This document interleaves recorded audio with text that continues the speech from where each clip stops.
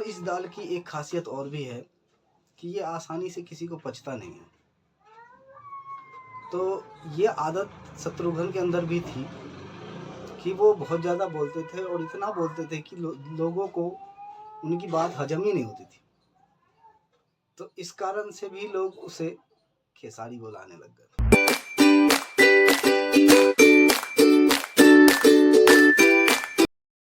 दोस्तों फिर से स्वागत है आप लोगों का हमारे अपने चैनल चलो देखे किस्सा में। एक नई कहानी, एक नया एडवेंचर, एक नए जोश के साथ एक नई कहानी में। पिछली कहानी में हमने जाना था दिनेश लाल यादव उर्फ निरहुआ के बारे में, उनके जीवन चरित्र के बारे में और उनके करियर के बारे में। इस नई कहानी में हम देखेंगे शत्रुघ्न कुमार यादव उर्फ खेसारी लाल यादव के बारे में। यूँ तो खेसारी लाल यादव मतलब खेसारी पूरे वर्ल्ड में फेमस है, कौन नहीं जानता है उनको। भोजपुरी जगत के उभरते हुए सितारे, ट्रेंडिंग स्टार, एक्ट्रेस, हीरोइन, लड़कियों के दिल पे राज करने वाले राजा, यादवों के सिर का मोर मतलब मुकुट, ये सब कहे तो उनके लिए कम होगा। दोस्तों कोई भी अपनी किस्मत अपने जन्म से, अपनी माँ के पेट से लेके नहीं आता है। कोई भी व्यक्ति, कोई भी इंसान अपनी किस्मत अपने माँ के पेट से लिख के नहीं आता है। वो जब यहाँ पैदा होता है तो सबकी तरह एक सामान्य व्यक्ति ही पैदा होता है, एक साधारण बच्चा पैदा होता है। उसे उस समय दुनिया की कोई सुध-बुध नहीं होती है। वो जैसे जैसे बड़ा होता है तो उसके माता पिता उसके आदर्श बनते हैं, उसको समझाते हैं, सिखाते हैं, अच्छे मार्ग पे चलना सिखाते हैं। जब उसे ज्ञान होता है तब वो अपनी किस्मत खुद ही लिखता है। ऐसे ही एक बिहार के लाल, जिनने एक बेहद ही गरीब परिवार में जन्म लिया और बाद में जाके उन्होंने अपनी किस्मत पलट दी, अपनी किस्मत स्वयं लिखी, उनके बारे में हम जानेंगे। आइए इस कहानी में ज़्यादा देर ना करते हुए शुरू करते हैं कहानी को। शत्रुघ्न कुमार यादव का जन्म 15 मार्च 1986 ईस्वी में छपरा जिले के रसलपुर गांव में हुआ था। उनके पिताजी का नाम मंगरू यादव था। उनके माताजी का नाम लगभग लोगों को नहीं पता, लेकिन इस कहानी के अंत में हम कोशिश करेंगे कि आप लोगों को उनके माताजी का नाम जरूर बताएं।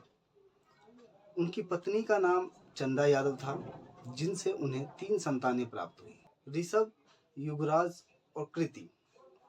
ये तीनों उनके बच्चे। तो कहानी कुछ इस प्रकार है। शत्रुघ्न कुमार यादव का जन्म बिहार के छपरे जिले के रसलपुर गांव में एक गरीब यादव परिवार में हुआ। और शत्रुघ्न को जिस समय थोड़ा बहुत सूझबूझ आई, उस समय शत्रुघ्न के परिवार की आर्थिक स्थिति उतनी अच्छी नहीं थी। उनके पिता मंगरू यादव रेलवे स्टेशन पे चना बेचा करते थे और परिवार का भरण पोषण करते थे। शत्रुघ्न को बचपन से ही गाना बजाना और बकबक करने की आदत थी, यानी कि बहुत ज़्यादा बोलने की आदत थी। यूँ तो बिहार में आज भी भजन कीर्तन लोगों की आस्था है। आप देखेंगे कि जब भी बिहार कभी जाएंगे तो देखेंगे कि हर गांव में भजन कीर्तन, जैसे हरे रामा, हरे कृष्णा, जय सिया राम, इस टाइप के भजन कीर्तन होते रहते हैं। और उन दिनों जब शत्रुघ्न कुमार यादव बचपन के दौर से गुजर रहे थे, उन दिनों महाभारत महाकाव्य, रामायण महाकाव्य जैसे कीर्तन हुआ करते थे और बहुत ज़्यादा होते थे। शत्रुघ्न भी उनके साथ रामायण व महाभारत गाने जाया करता था, जिससे उन्हें ज़्यादा तो नहीं पर 10-20 रुपये मिल जाया करते थे। महज 16 या 17 साल की उम्र रही होगी जब शत्रुघ्न ने अपना पहला एल्बम गाया, जिसमें शत्रुघ्न के पिता ने 10,000 रुपये लगाए थे। वह एल्बम फ्लॉप हो गया। अब इससे थोड़ा नाराज उनके पिता ने, जिनके ऊपर 7 बच्चों की भरण पोषण की जिम्मेवारी हो, और उस समय 10,000 रुपये बहुत ज़्यादा होते थे, तो इससे नाराज होकर उन्होंने शत्रुघ्न की शादी कराने की ठानी, ताकि यह सोचकर कि हो सकता है शादी कर देने से कुछ जिम्मेवारी का एहसास हो और शत्रुघ्न कुछ काम काज करने लग जाए। समय बीतता गया और 12 जुलाई 2006 में चंदा यादव से शत्रुघ्न कुमार की शादी करा दी गई। उस समय शत्रुघ्न के घर की हालात बहुत ज़्यादा खराब थी।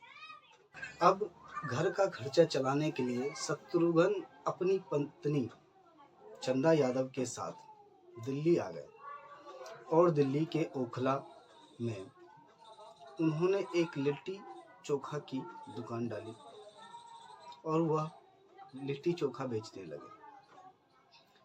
शत्रुघ्न की पत्नी चंदा यादव लिट्टी में सत्तू भरती और शत्रुघ्न उसे सेका करते। लेकिन गरीबी ने यहाँ भी उनका पीछा नहीं छोड़ा। कई महीनों तक उनकी पत्नी चंदा यादव 2-3 साड़ियों में ही गुजारती रही। सोचिए कि आज का दौर जो है, हम एक कपड़ा खरीदते हैं और उसे कुछ दिन पहनते हैं, थोड़ा सा उसका रंग उतरता है, हम दूसरा ले आते हैं। लेकिन उनकी पत्नी ने महज 2-3 साड़ियों में कई महीने गुजार दिए। जब कुछ पैसे इकट्ठे हो गए तब उन्होंने एक और नया एल्बम गाया। कहानी में आगे बढ़ने से पहले मैं आप लोगों को ये बता देना चाहता हूँ कि ये शत्रुघ्न कुमार यादव कोई और नहीं, जिसने अब तक गरीबी में इतने साल गुजारे, इतनी तकलीफ़ें काटी, लिट्टी चोखा तक बेचा, वो और कोई नहीं था। वो आज का हमारा ट्रेंडिंग स्टार खेसारी लाल यादव ही है। जी हाँ, ये उनके ही जीवन की घटना है, जो बचपन में इतनी तकलीफ़ों से गुजरते हुए लोगों के साथ रामायण महाभारत गाते थे। 10-20 रुपए में अपना गुजारा कर लेते थे और आज के समय में वो ट्रेंडिंग स्टार हो चुके हैं भोजपुरी के। जिस मूवी में उनकी एंट्री होती है वो मूवी सुपर हिट हो जाती है। तो आगे बढ़ेंगे, लेकिन ऐसा क्या हुआ कि हमारे इस ट्रेंडिंग स्टार शत्रुघ्न कुमार को भोजपुरी जगत में अभिनय गायक की दुनिया में खेसारी के नाम से प्रसिद्धि मिली। ऐसा वो क्या कारण था जो लोग इन्हें खेसारी बुलाने लगे? तो इसका एक रोचक कथा उन्होंने ही कहा है अपने इंटरव्यू के दौरान कि बचपन में वे बहुत ज़्यादा बोलते थे, तो उनके जो साथ वाले थे, उनके दोस्त, उनके अभिभावक, उनके मित्र, उनके भाई लोग, वो उन्हें खेसारी बुलाने लग गए। उनके ज़्यादा बोलने की आदत की वजह से वे सब उन्हें खेसारी बोलने लगे। तब से ही उनका नाम धीरे धीरे चर्चित में आया। दोस्तों, आप लोगों को बता दें कि खेसारी बिहार में एक दाल का नाम है और जिसे उगाना बहुत ही आसान है। कहीं पे भी बो दो वो उग जाएगा। उसे ना पानी की ज़रूरत पड़ती है और ना खाद की। इस सब भावना की वजह से भी शत्रुघ्न का नाम खेसारी पड़ा। इतनी कठिनाइयाँ झेल के कहीं पे भी रहा है तो उन्होंने मेहनत करी है। और इस दाल की एक खासियत और भी है कि ये आसानी से किसी को पचता नहीं है। तो ये आदत शत्रुघ्न के अंदर भी थी कि वो बहुत ज़्यादा बोलते थे और इतना बोलते थे कि लोगों को उनकी बात हजम ही नहीं होती थी। तो इस कारण से भी लोग उसे खेसारी बुलाने लग गए। खैर, उन्होंने इसके बाद जो एल्बम गाए,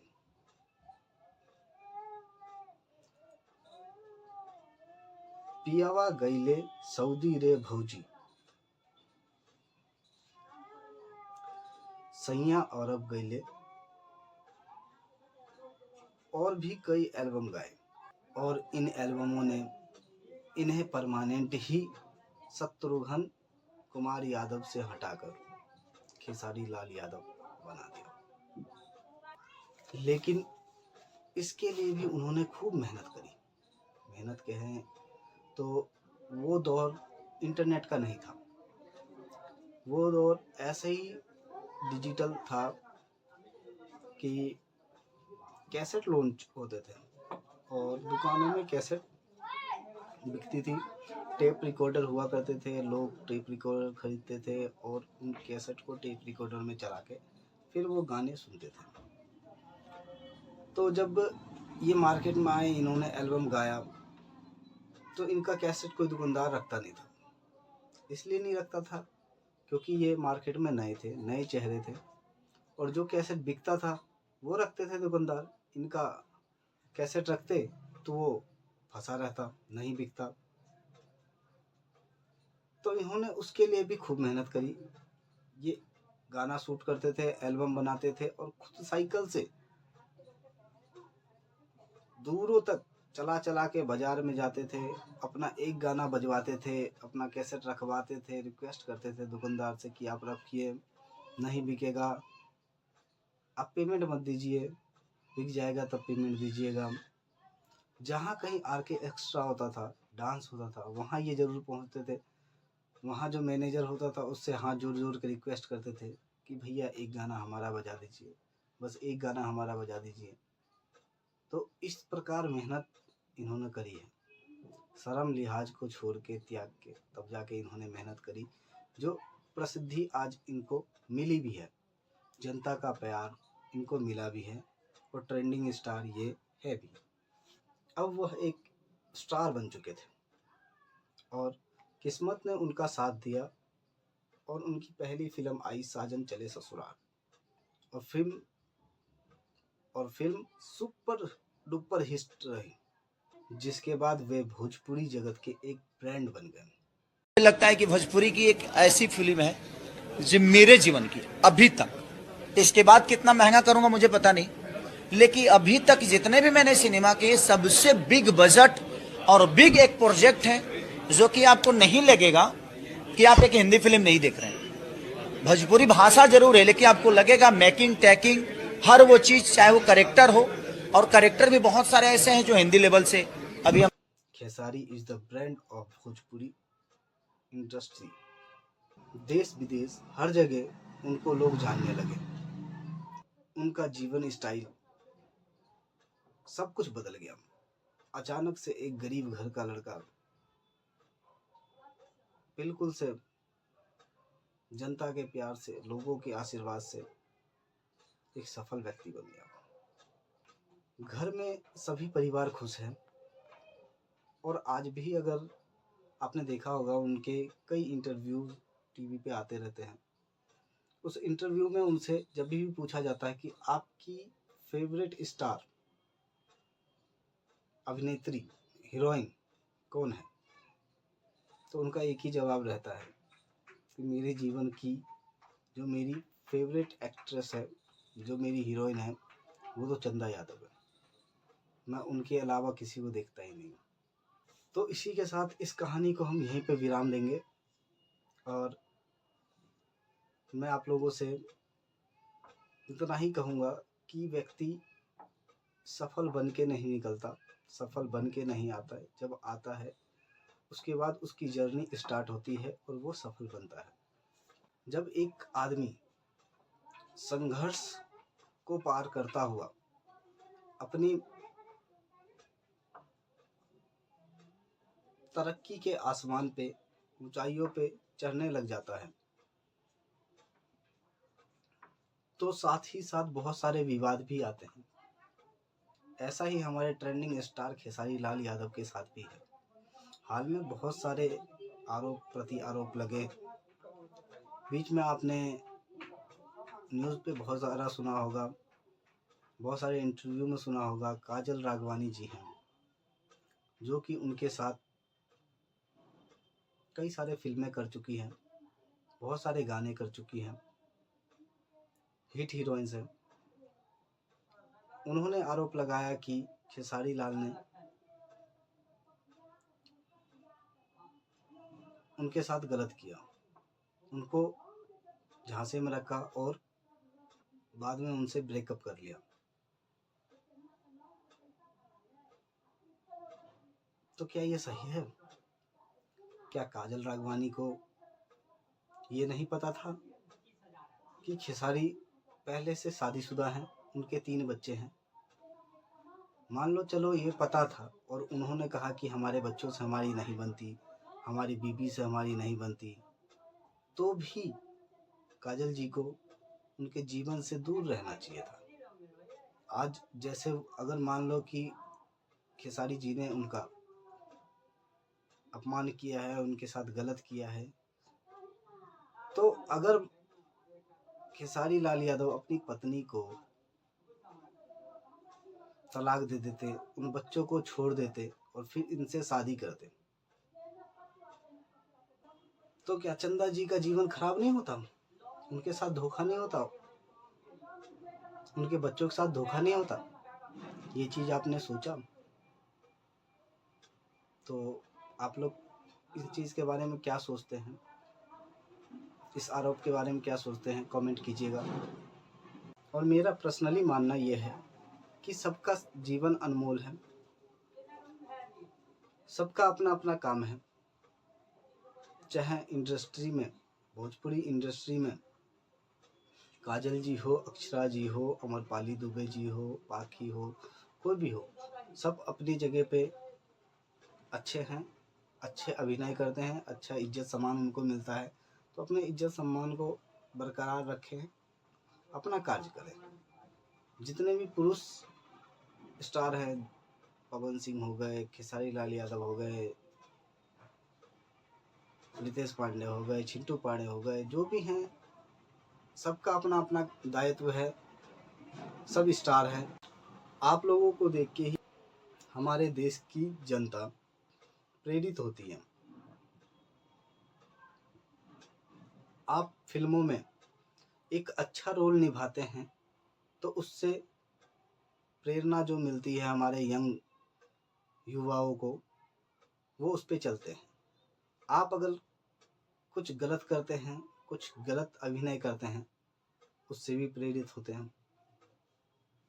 तो हाथ जोड़ के आप लोगों से ये विनती है कि आप लोग जनता की सीख हैं। आपको जैसा देखते हैं हमारी जनता, हम लोग वो सीखते हैं और हमारे जीवन पर उसका प्रभाव पड़ता है। तो आप लोग पॉजिटिव रहिए, पॉजिटिव ही दिखाइए, नेगेटिव के पीछे ना जाइए। धन्यवाद।